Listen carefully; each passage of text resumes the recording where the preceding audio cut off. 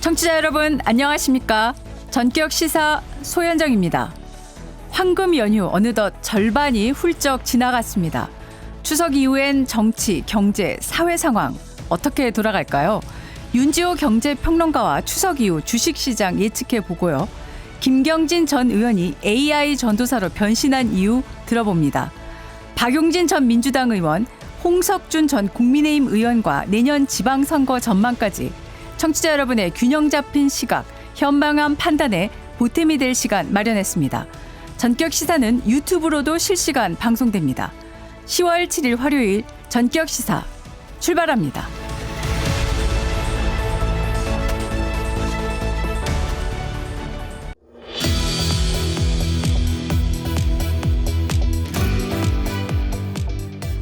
전격 인터뷰, 어제는 부동산 시장에 대해서 전망해봤으니 오늘 첫 시간은 우리 증권시장 이야기해보겠습니다. 지금 이 상승세가 언제까지 이어질지 올해 4분기 전망, LS증권에서 리서치센터장을 지낸 윤지호 경제평론가와 자세한 이야기 나눠보겠습니다. 어서 오십시오. 네, 안녕하십니까? 추석 연휴 전날 코스피가 사상 처음으로 3,500선을 돌파했습니다. 네. 장중 역대 최고점인 3,565.96포인트를 찍고 3,549.21포인트로 마감을 했는데요. 지금 우리 증시 흐름 간단히 정리해 주신다면요. 굉장히 세 박자가 다 어우러진 장세겠죠. 가장 중요한 거는 누가 뭐래도 정부가 주식시장을 매우 중시하고 있다는 겁니다. 과거와 다르게 부동산보다는 주식 쪽으로의 자금 흐름을 좀 원활하게 하기 위해서 대표적으로 상법 개정을 통한 여러 가지 소위 주권의 안전장치를 마련해주고 있다는 게 외국인들에게 좀 환호를 받고 있는 것 같고요.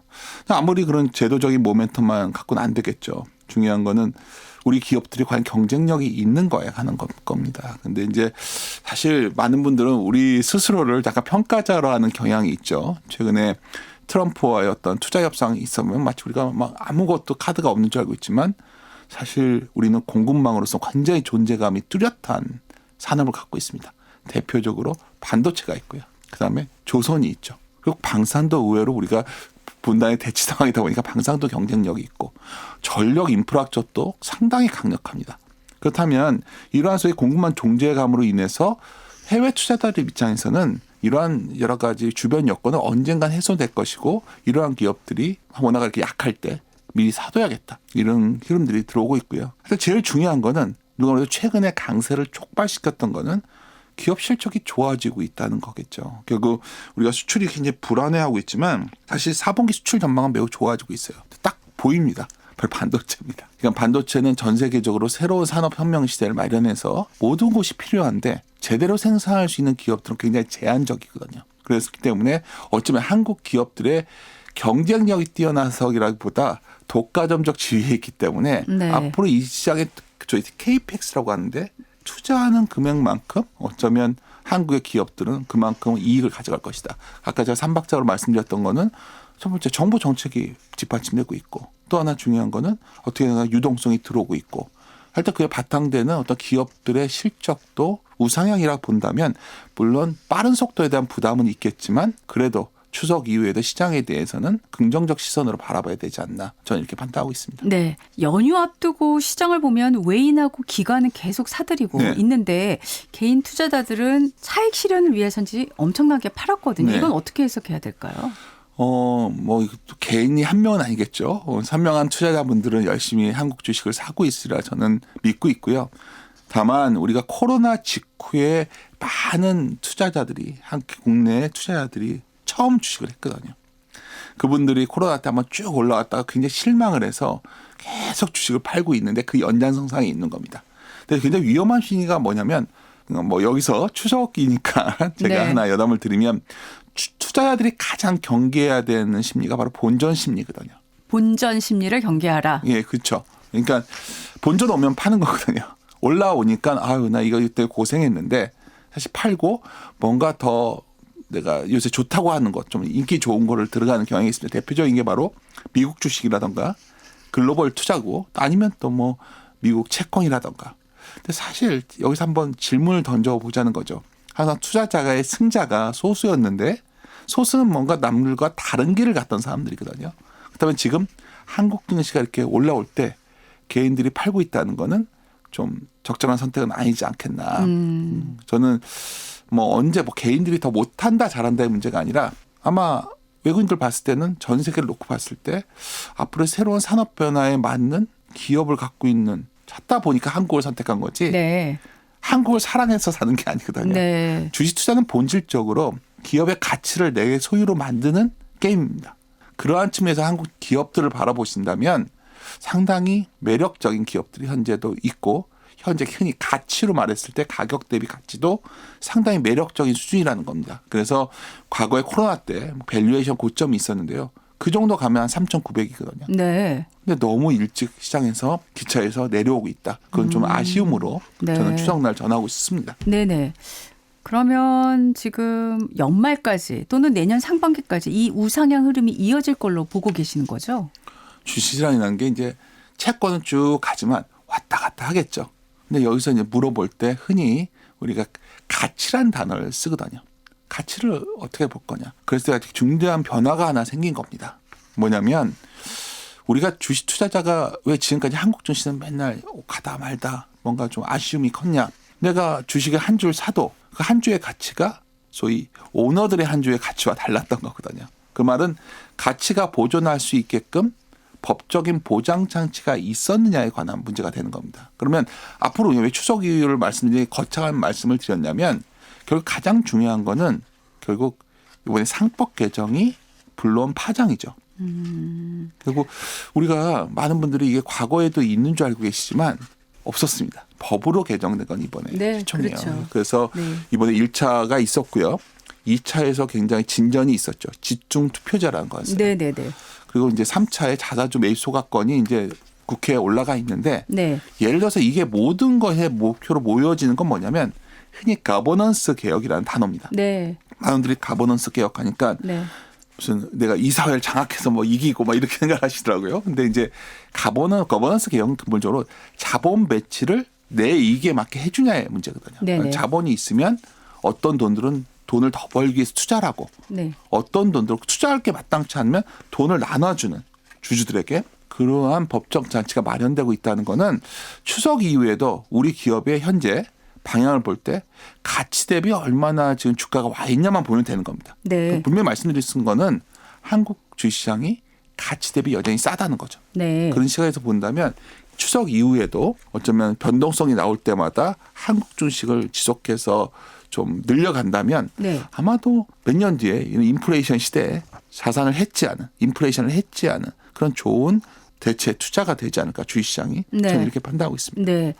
지금 1, 2차 상법 개정은 이루어졌고요. 최근에 이제 3차 상법 개정을 추진하면서 자사주 소각 의무화 네. 이제 언급이 되고 있는데 일단 자사주 소각 의무화가 국회를 통과할 가능성이 높아 보여서요. 네. 가장 크게 달라지게 되는 점은 뭘까요? 자사주라는 것이 지금까지 주주의 돈을 갖고 산 거잖아요. 네. 이 회사가 돈을 벌어서 자사주를 샀으면 주주를 위해서 쓰여야겠죠. 쉽게 말해서 주주가 돌려주는 방법은 자사주를 소각해주면 되는 겁니다. 네, 네. 그만큼 주식수가 들면 내 한 주의 가치가 올라가니까. 네, 네. 근데 지금까지 우리 자사주는 어떻게 활용이 됐냐면 지배주주의 지분이 낮기 때문에 경영권 방어 용도로 쓰거나 아니면 자사주를 팔아서 효율적인데 자본 배치를 하지 않고 좀 부실한 계열사를 지원하거나 이런 용도로 썼죠. 뭐 지금도 여전히 그거에 자사주를 갖다 이익이라는 형태로 돌리려는 시도도 많이 일어나고 있지만 어느 정도 규모가 되는 기업에 대해서는 요새 여론이 가만히 있지는 않습니다. 최근에 KCC도 네. 교환사채 발행하려고 했다가 네. 막혔거든요. 네, 네. 근데 사실 이게 제가 사회자님한테 드리고 싶은 말씀은 이게 얼마나 큰 변화인지를 잘 안 와닿으세요. 많은 분들이. 2019년에 달튼 보고서라는 게 있었습니다. 네. 외국의 해외 행동주의 펀드에서 한국의 주식시장에 좀 변화를 달라. 네. 그 몇 가지 항목이 있는데 저가 그 당시 현직에 있었기 때문에 예. 야 얘도 이렇게 무리한 요구를 하나. 무리한 그 당시는 무리한 요구라고 생각하셨군요. 그 당시에 주주 환원율 50% 이상, 35%인데 50% 이상 가야 된다 했는데 이번에 KB금융지주가 이미 50%를 넘겼고요. 네. 뭐 예를 들어서 집중투표제, 야 요원한 얘기 같은데 이번에 통과가 된 거고. 그렇죠. 자사주 매입 3차 상법 개정에 실린 자사주 매입 소각은 그 당시에 굉장히 앞서 있던 최하단에 상단에 있는 통과하기 힘든 조치였는데 어떻게든 간에 국회 법사위에서 이제 논의가 되지 않겠습니까? 네네. 저는 이 모든 것들이 결국 우리 증시가 좀 다른 나라와 경로 다르게 소위 거버넌스 개혁을 나가고 있다. 네. 그러니까 일본, 미국 사례를 많이 비교하시면 많이 다르거든요. 네. 우리는 그냥 법으로 밀어붙이고 있는 겁니다. 네. 그래서 굉장히 더 강력하게 작동되고 있다. 이건 네. 꼭 강조드리고 싶습니다. 네. 전체적으로 이번 변화를 높게 평가하고 계시네요. 올해 굉장히 자주 그 말씀을 드렸는데 많은 분들이 법으로 한 거에 대한 차이를 잘 모르시더라고요. 법으로 정했기 때문에 되돌리기가 쉽지 않은 거죠. 네. 우리 시장에서 가장 문제는 뭐냐면 많은 분들이 저도 애널리스트 생활을 오래 했거든요.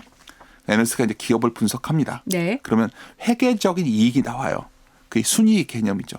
근데 사실 우리가 그렇게 존경하는 워렌 버핏 같은 투자자는 다 현금을 중시했어요. 네. 이 기업이 현금이 얼마나 최종적으로 있냐. 근데 지금까지 우리는 그걸 중시할 수가 없었어요.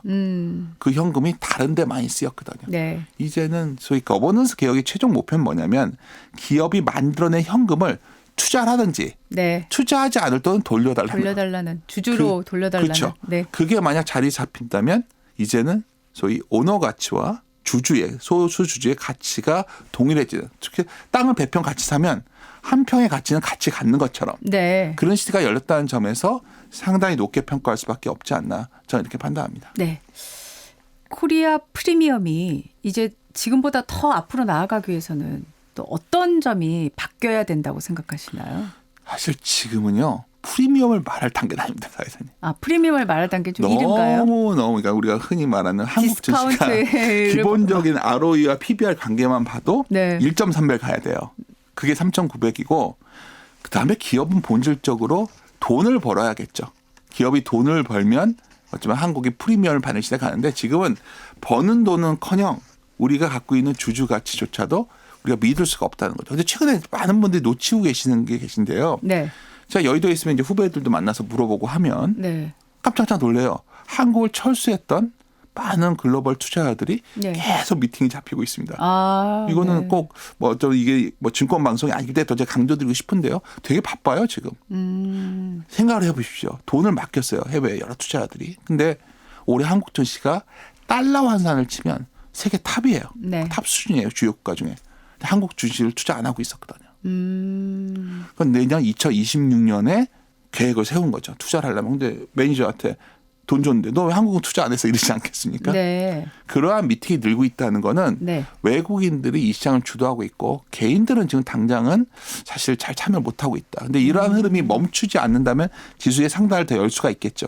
제가 봤을 때는 아마 올해가 지나고 나면 네. 또 흔히 말하는 저희가 롱먼이라고 하는데 네. 네. 저희 한국에 대한 지의 가치를 보고 들어오는 자금들이 네. 꽤 더 들어올 것이다. 네. 이러한 흐름은 또 놓치지 않으셨으면 좋겠습니다. 네. 일시적인 추석 이후에 상승에 대한 눌림이 있더라도 기본적으로 한국에 빠져나갔던 돈이 네. 40조 이상 나갔잖아요. 네. 네. 이제 11조 돌아왔는데 더 큰 자금이 들어올 수도 있습니다. 네. 왜냐하면 어떻게 했던 간에 대통령님이 내년에 MSCI 선진국 지수 편입을 위해서 외환시장을 24시간 연다고 네. 했다. 그거는 롱머니에 대한 어쩌면 와줬으면 하는 어떤 바람을 담은 거거든요. 그러한 흐름이 앞으로 2, 3년간 이어진다고를 아마 전제로 해서 시장을 바라본다면 우리 밸류에이션이 지금 현재 목표를 1.3보다는 더 위로 둬야 된다는 게 그래서 저번에 작년 1.5배 정도까지 가야 되냐. 그게 5,000포인트입니다. 네. 근데 뭐 1.5배가 뭐냐? 별거 아니에요. 이머징 마켓 평균입니다. 지금 말씀하신 3,900 언제쯤 달성될 수 있을 거라 생각하세요? 원래 저는 내년 상반기나 가능하다 봤는데 이번에 알트만 발언을 보니까 반도체 쪽에서 소위 를 올릴 때 가장 중요한 거는 멀티플만 올리는 게 있고요. 멀티플이라는 게 뭐냐면 평가에 대한 거고요. 정말 본질이 좋아져서 올라가는 부분이 있는데 IT 쪽에서 큰 슈퍼 사이클이 와버렸기 때문에 네. 아마 연내에 거의 3,800, 900은 갈 수 있다. 연내예요? 그러면 왜냐하면 지금 얼마나 지금 시장에서는 그 반도체 쪽에 흥분해 있는지를 다 일반 투자들이 모르시더라고요. 그러니까 무슨 뭐 삼성전자가 뭐 갑자기 저희들이 뭐 애널리스트들이 할 일 없이 이렇게 갑자기 이런 게 아니라 야, 이 정도로 많이 호황이야? 그게 이유는 간단해. 미국 경제 지표를 보시면 우리가 많은 분들이 미국의 경제를 소비라고 생각을 하시잖아요. 네. GDP의 기여도를 PC, 소위 소비 지출, 약간 전문 용어지만 소비 지출로 보는 것과 소위 IT 투자 둘을 비교해서 기여도를 보면 다른 사람들이 보통 경제학자분들은 소비가 높지 아니에요. IT가 더 올라와 버렸어요. 주로 근데 뉴스에서도 소비 지출을 언급하거든요. 그렇죠. 저도 경제과 전공했습니다. 항상 미국의 경제는 소비다. 근데 미국의 지금 경제는 엄청난 소위 투자예요. 이게 뭐냐면 서로 패권 경쟁이 벌어졌기 때문에 그런 거고요. 또 하나 중요한 게 있어요. 네. 매크로 얘기한 김에 경제 말씀드리면 네네. 제가 시장을 그래도 94년 들어서 30년 넘게 있었는데 네네. 미국과 중국이 동시에 이렇게 금리 내릴 때가 많지 않습니다. 남들이 이거 놓치고 계세요. 그러니까 과거에는 미국은 소비하고 중국은 생산하다 보니까 둘의 경기 사이클이 달랐어요. 네네. 그래서 대개는 둘의 엇박자가 나는 중앙은행 정책이 있었는데 항상 위기가 터질 때만 둘이 같이 금리를 내렸거든요. 뭐 코로나 때라든가 금융위기 때라든가. 근데 이번에 보십시오. 같이 경쟁적으로 금리를 내리려고 합니다. 네. 왜 그러냐면 네. 경제가 쪼개졌기 때문에 미국은 제조업을 만들려고 돈을 푸는 거고요. 네네. 중국은 소비하려고 돈을 푸는 겁니다. 여기서 중요한 게 있습니다. 지금 많은 분들이 원화가 왜 이렇게 약해서 두려운데 왜 안 무너지지? 저도 원화를 항상 유심히 보고 있지만 어쩌면 한국은 그냥 미국 내 생산하는데 더 주력을 하는 거죠. 이 약세 국면이 과연 우리를 위기로만 볼 것이냐. 투자 협상은 문제지만 우리가 달러를 벌어오는 입장에서 생각한다면 나쁜 조건은 아닙니다. 네. 그런 시각에서 네. 좀 매크로도 너무 단순한 과거의 잣대는 보시지 않았으면 좋겠다는 게 제 생각입니다. 3,900 물어봤으니까 5,000은 언제 갈 거라고 보시는지. 제가 언제라는 거 하면 제가 사기꾼이 되는 거고요. 근데 중요한 건 우리가 주식 투자라는 게 그렇습니다. 시간을 나의 편으로 만들자가 교과에서 배웠죠. 근데 한국에서는 그게 쉽지 않았습니다. 왜냐하면 시간이 나의 편이 되지 않고 소위 오너들의 편이 되어 왔거든요. 제가 뭐 이거는 정치 성향의 문제가 아니라 중요한 건 내가 갖고 있는 지분의 가치가 온전히 보장되는 시대가 왔냐가 매우 중요한데 그게 법으로서 보장되는 시대가 왔다면 우리 한국 주식에 대한 시각도 좀 호흡을 길게 보셔야 됩니다. 이제는. 그러니까 약간 한국 주식은 사이클적 요소가 강했는데 이제는 갔다가 밀리는 정도가 아주 크지 않을 수가 있는 거예요. 네. 그런 측면에서 본다면 뭐 5천 시대 이런 거는 사실 저는 모르겠어요. 근데 저에게 한국이 그러면 장기 투자하기에 좋은 환경으로 변화하고 있냐 물어본다면 매우 그렇다 답변 드릴 수 있습니다. 왜냐하면 내 한 주의 가치가 보장될 수만 있다면 우리가 교과서에서 배웠던 투자 원칙들, 배당 수익률을 바라보고 소위 프리캐시플로 현금을 볼 수 있는 시대만 온다면 저는 이제는 투자의 시대가 열릴 수도 있다. 이렇게 판단하고 있습니다. 네. 이재명 대통령이 주식시장 활성화시켜서 부동산 시장의 대체 투자 수단으로 만들겠다고 네. 말했는데요. 부동산 시장 자금이 많이 옮겨올 수 있을까요, 앞으로? 그렇게 생각하지는 않습니다. 그렇게 생각하지는 않으시고. 그러니까 우리가 이유는 놓치고 있는 건 뭐냐면 네네.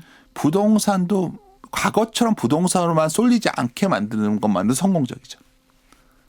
과거에는 돈이 풀리면 소위가 현금의 가치는 무너집니다. 내려가고. 현금을 해지하기 위해서 우리 급여 소득자는 아시겠지만 네. 올해 월급과 내년의 월급은 올라도 인플레를 못 쫓아가는 시대가 열렸거든요. 네. 근데 그 돈을 해지하기 위해서 부동산만 했다면 그 가는 물꼬를 좀 막아서 주식 쪽으로 해지 자금이 들어오거나 아직 거기에 대한 확신이 없다 보니 글로벌 자금이 금을 사고 은을 사고 그러다 보니까 금은이 난리가 난 거죠. 네네. 그렇게 본다면 저는 뭐 그런 시대에 대해서 부동산이 무너지는 시대가 아니라 부동산 못지않게 금융자산도 커지는. 많은 분들이 놓치고 있는 게 있어요. 전 세계에서요. 비금융자산이 금융자산을 이렇게 압도하는 나라가 없습니다.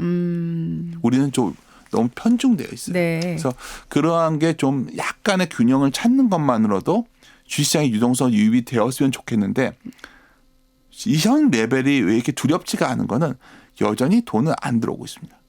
들어올 돈이 많다는 말씀이시죠, 그러니까 주식시장으로. 그러니까 우리가 흔히 주식시장의 돈 중에 예탁금이라는 게 있습니다. 주식을 팔면 생기죠. 그 돈은 대기 상태로만 계속 있어요. 아, 네. 그래서 저는 한국 투자자분들은 국내 투자자분들이 우리 국내 주식시장 불신이 너무 크다 보니까 여전히 머뭇거린다. 그래서 이 자금이 언제쯤 들어올까? 내년쯤 들어오지 않을까 싶어요. 내년쯤이요? 한 4천 넘어가야 들어갈까 싶어요. 4천 그러니까 넘어가요. 네. 4천 넘어가야 그때부터 이제 고민이 커지지 않을까. 제가 오늘 추석 때 들었는데 이렇게 강하게 말씀드리는 이유는 네. 반도체가 이 난리가 난데도 개인들이 끝없이 반도체 팔고 있기 때문이죠. 그거는 알겠습니다. 지난 코로나 때 악몽 때문인데 사실 그때와 상황은 많이 다르다. 네. 저는 이걸 강조드리고 싶습니다. 네. 해외 시장 전망도 좀 네. 질문드리고 싶어요. 일단 미장 어떻게 보시나요? 미국은 어쩌면 분리가 되면서 중국과 새로운 성장을 갖고 싶겠죠. 알다시피 중국이 미국의 턱밑까지 쫓아왔거든요. 네. 미국의 스템, 소위 그런 이공계 쪽에서의 이 중국의 약진은 어마어마합니다. 그러니까 이 패권 전쟁의 시각에서 본다면 미국은 지금처럼 과거처럼 소비만 해가지고는 패권의 지위를 유지할 수가 없는 겁니다. 그럼 어마어마한 제조업 투자를 해야 되는데 그래서 트럼프 대통령이 제조업 르네상스를 다시 만들겠다라고 그렇죠. 하는 거죠. 바이든 때부터 했는데 바이든은 좀 온건하게 하려고 그랬고 트럼프는 좀 나쁘게 말하면 미치광이처럼 하는 거죠. 근데 이제 중요한 건 이게 멈출 거냐는 거죠.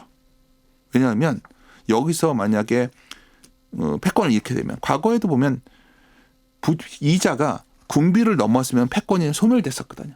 근데 지금 미국의 재정의 이자 지출액이 군비 지출을 넘어가기 시작했어요. 그럼 미국 입장에선 시간이 없습니다.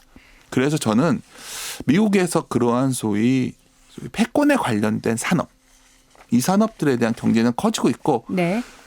어쩌면 우리가 공급망 측면에서 본다면 거기에 의외로 수혜를 받는 산업이 우리나라에 대표적인 게 몇 개가 있어요. 아까 반도체가 있고 사실 많은 분들이 놓치고 있는 게 있는데 미국의 전력망이 엉망입니다. 네. 에너지. 전력, 전력망. 그러니까 뭐 에너지 만들어내는 건 다음 문제고 원전 다음 문제고 네. 그냥 보내고 변압기 이런 것조차도 제대로 기업이 없어요. 그래서 한국의 그런 기업들 또 하나는 미국이 결국 에너지 수출을 해야 되는데 그 공급망을 맞출 수 있는 한국의 조선, 군함 이런 거는 미국의 그러한 제조업 투자가 좋아질수록 한국을 버릴 수가 없는 상황. 한국을 사랑해서가 아니라 공급망상으로 본다면 한국은 이제 선택이 될 수밖에 없다. 여기 또 재밌는 게 하나 있습니다. 네. 많은 분들이 반도체만 잘 되는 줄 알고 계시는데 망할 줄 알았던 한국의 디스플레이 산업이 난리가 났습니다. 지금. 디스플레이요. 네. 네. OLED 같은 거 우리가 뭐 어떤 디스플레이 대표적 국내 기업들 제가 임원을 좀 알아서 물어보면 트럼프가 살려줬다는 표현을 씁니다. 아, 중국을 막아버리니까 막으니까. 네. 이 기업들이 갑자기 완전히 풀로 돌아가기 시작한 거죠. 그리고 사람들의 소비 형태도 바뀌었습니다. 우리가 이번에 애플 신형폰 나왔을 때 아무도 그 폰 괜찮다고 안 봤어요. 근데 사람들이 다 바꿔요. 네. 다른 소비는 안 하는데 스마트폰은 스마트폰 바꿔. 소비는. 네. 그래서 그러한 소위 생태계에 포함된 미국 기업들이 혁신을 이어가고 있고 어쩌면 우리 기업도 그와 연결된 산업군들이 약진하고 있는 거다. 이렇게 이해하시는 게 적절하지 않나 판단합니다. 네. 지금 이 시점에서 우리 기업들은 네. 앞으로 이 우리 시장을 어떻게 가져가야 되겠다라고 보고 있는지도 궁금해. 주로 이제 저희가 개인 투자자의 관점에서 시장에 대한 설명이 좀 더 많았는데요. 엄청나게 저항을 하겠죠. 그냥 제가 오너라도 진짜 싫을 것 같거든요. 그냥 이비를 발행하고 어쩌면 수사를 할 텐데 문제가 바뀐 게 뭐냐면 네. 우리가 미국이 왜 주주자본주의 국가가 됐을까? 이유는 하나입니다. 민주당이든 공화당이든 주시장에 관한 정책을 지지를 못 얻으면 집권이 힘들어요. 요즘 변한 게 딱 하나 있다면 물론 개인 기업들이 지금 당장은 자사주 매입 소각에 앞서서 이비 발행을 엄청 하고 있고 네. 아마도 기업들은 아마 당연한 선택으로 미국으로 다 공장을 이전하지 않을까요? 투자자 입장에서 좋지만 고용 측면에서 좀 안 좋아지면 나올 겁니다. 네. 하여튼 투자자 입장에서만 말씀을 드린다면 네. 결국 한국의 기업들이 저항은 하겠지만 돌이키기가 힘든 상황이라면 네. 그걸 타협의 순간을 갈 거예요. 왜냐하면 그럴 수밖에 없는 게 아마도 제가 아까 자꾸 외국인들의 시선을 말씀드렸는데 그 2019년에 달튼 보고서에 나왔던 제안들이 어느 정도 수용이 된다면 이제 한국의 기업들의 소위 현금을 찾아 수많은 행동주의자들이 한국을 들어올 겁니다. 네. 이거는 제가 예언할 수 있어요. 네. 왜냐하면 일본이 14년에 시작을 했는데 네. 19년에 버핏이 일본에 상사를 샀었고 그때 못 들어간 소위 아시아를 안 믿었던 행동주의자들은 지금 다 한국을 주목하고 있습니다. 주목을 하고 있다는 말씀. 그 공교한 얘기죠. 네. 일본의 그 소위 행동주의자들 들어와가지고 일국의 독립이사 비율이 97%인 거 아무도 모르시더라고요. 15%였다가 행동주의자 들어와서 이렇게 다 바꿔놓은 거거든요. 네. 그러니까 저는 그러한 자금들이 원하는 걸 해주는 게 그런 나쁘게 보면 정말 투기적 자본이 참여냐 한번 물어보고 싶어요. 근데 투기 자본이든 아니면 롱머니든 나의 지분의 한 주의 가치를 올려준다면 그게 나쁜 선택이냐는 거죠. 그래서 그러한 흐름들이 아마도 우리 현재 여러 가지 그 기업들도 상당히 두려운 상황에 지금 와 있다. 저는 이렇게 판단하고 있습니다. 네. 지금 방송을 듣는 개인 투자자들이 그러면 본전에서 그동안 고통스러웠던 이 시간들을 정리하고 나가고 싶어 할 수 있었고 하고 있었고 아니면 준비를 하고 있던 분들에게 지금 말씀을 쭉 듣다 보면 그러면 안 되겠다는 생각이 들 수밖에 없거든요. 그러면 지금 이제 연휴가 지나가지고 다시 장이 열릴 때 개인 투자자들은 어떻게 해야 될까요? 일단 파신 분들은 고민이 더 커지죠. 근데 아직까지 좀 가치가 덜 반영된 걸 좀 찾아볼 필요가 있을 것 같아요. 가치가 덜 반영된 종목을. 그렇죠. 근데 이제 제가 그런 게 개인 투자가 얼마나 그걸 자세히 할 수 있겠습니까? 뭐 좋은 방법 중에 하나는 지수를 좀 나눠서 저희 코스트 에버리징이라고 하는데 나눠서 하는 방법이 될 것 같고요. 하나 분명히 말씀드릴 수 있는 건 그 선택할 자신이 없다면 직접 투자하시는 게 꼭 답이 아닐 수도 있는 거예요. 그러니까 우리가 이제 만약 주주자본주의가 좀 더 자리가 확고해진다면 뭐 제가 어깨를 대변할 필요도 없고 어깨 떠났으니까 좀 그러한 소위 공모자금 같은데 주식을 어느 정도 넣어놓으시는 거 아니면 퇴직연금 일부를 그렇게 해놓으시는 게 방법이 될 수 있는 거예요. 네. 어떻게 우리가 시점을 정확히 알 수 있겠습니까? 네. 제가 예언자도 아니고. 근데 분명한 거는 아직까지도 한국의 주시장의 전체 이익 대비 가치를 본다면 네. 무서운 상황은 아닌 것 같고요. 네. 또 앞으로 기업이익 분야에서 개선될 여지가 있고 직접 투자한다면 이런 게 방법이 될 것 같아요.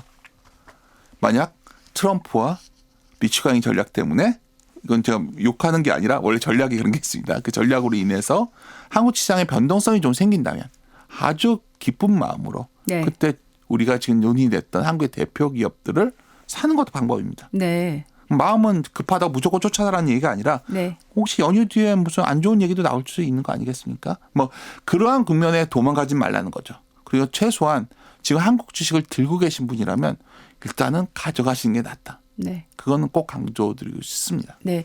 이게 마지막 질문이 될 것 같습니다. 이제 금리 얘기 좀 드리고 싶은데요, 질문을.